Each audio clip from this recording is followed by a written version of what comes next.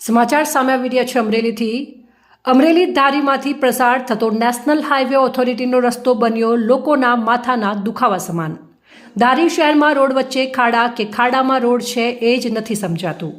National highway ઓથોરિટીના કાર્યક્ષેત્રમાં આવતો ધારી સિટીમાંથી પ્રસાર થતો રસ્તો હવે આના મૂળ આકારમાં રહ્યો નથી। રોડ ઉપર અડધો ફૂટથી લઈને 1 ફૂટ જેટલા ખાડા રોડ ઉપર પડી ગયા છે। રસ્તા ઉપર ખાડાને લઈને વાહન ચાલકોમાં પણ ભયનો માહોલ જોવા મળી રહ્યો છે। ખાસ કરીને બાઇક કે સ્કૂટર લઈ નીકળતા લોકો માટે આ રસ્તો અકસ્માતને આમંત્રણ આપે છે।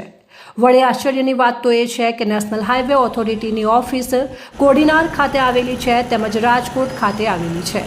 તો શું આ લોકો પોતાની ફરિયાદ કરવા માટે કોડીનાર કે રાજકોટ સુધી પહોંચે? રસ્તાના ખાડાઓને લઈને કોઈ મોટી દુર્ઘટના સર્જાશે તો જવાબદાર કોણ?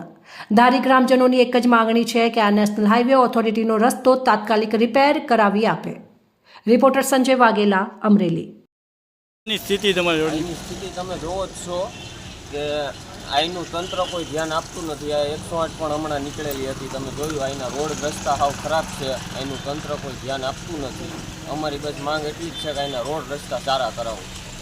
કેટલા સમયથી છે આ લગભગ 2 વર્ષથી આવું ને આવું હાલ્યા જ રાખે છે, અહીંનું તંત્ર કોઈ ધ્યાન દેતું જ નથી। તો તમે શું કહેવા માંગો છો? બસ અમારી એક જ માંગ છે કે રોડ સારો કરાવો।